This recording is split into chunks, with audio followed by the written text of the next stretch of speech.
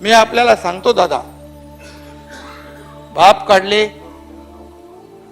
काढले मी आपल्याला सांगतो, माझाही बाप जिवंत आहे, माझे वडील जिवंत आहेत, माझी आई गेली. मला एकदा उद्धव साहेबांनी गावी फोन केला होता, मी गावी होतो आणि माझ्या आईला मी सांगितलं उद्धव साहेबांचा फोन आहे. आई, मी उद्धव साहेबांना सांगितलं आई आहे, तर फोन आईने घेतला. माझी आई साधी आहे, साधी होती. फक्त आईने माझ्या सांगितलं उद्धव साहेबांना, माझ्या बाळाला सांभाळा. उद्धव साहेब म्हणाले, एवढा मोठा झाला तरी बघ तुला बाळच म्हणते. त्यासाठी मी बाळच आहे.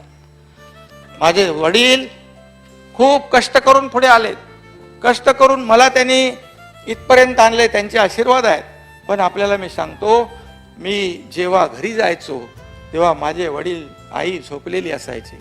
मी जेव्हा उठायचो तेव्हा ते कामाला गेलेले असायचे.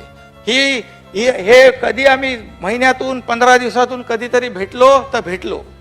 तीच परिस्थिती माझ्या श्रीकांत बरोबर झाली. श्रीकांत डॉक्टर झाला पण मी त्याला वेळ देऊ शकलो नाही. मी रात्री यायचो आणि तो सकाळी जायचा.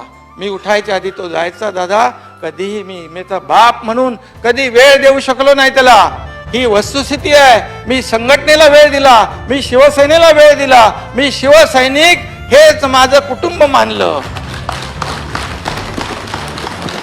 माझ्या जेव्हा आयुष्यामध्ये जो दुःखद प्रसंग आला, माझी 2 मुलं माझ्या डोळ्यासमोरून गेली.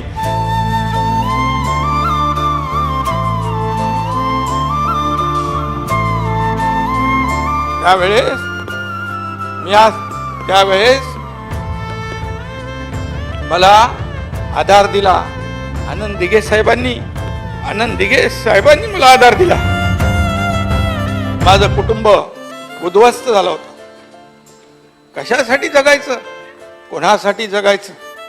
मी ठरवलं आता फक्त माझं श्रीकांत आणि माझी पत्नी आणि आई वडील यांच्यासाठीच मी जगतो. बस, माझं आता काही राहिलं नाही. मी तिथून बाहेर त्या ह्याच्यामधून कोलमडून पडलो, कारण मला माहित होतं की आता माझ्या कुटुंबाला माझी आवश्यकता आहे.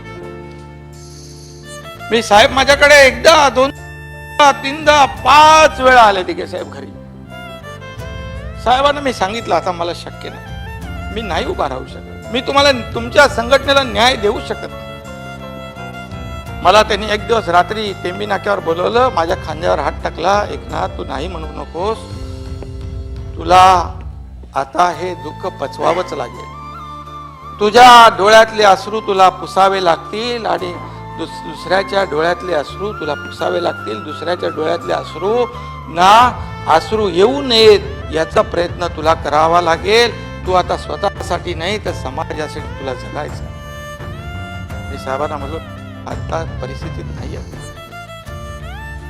पण त्यांनी मला जो काय आग्रह होता तो मी त्यांना देव मानत होतो.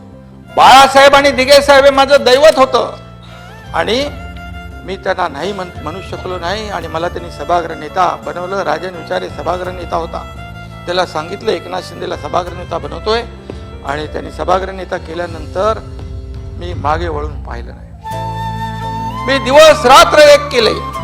जितेंद्र आव्हाड दुसऱ्या पक्षात होते तरी सुद्धा त्यांना माहित होतं हा एकनाथ शिंदे हा वेड्यासारखा कामाला लागलेला आहे. माझं सभागृह नेत्याचं दालन रात्री 11 वाजेपर्यंत सुरू असायचं. मी खूप मेहनत केली. दादा, आपल्याला मी सांगतो, मी 16 लेडीज बार स्वतः तोडणारा हा एकनाथ शिंदे आहे.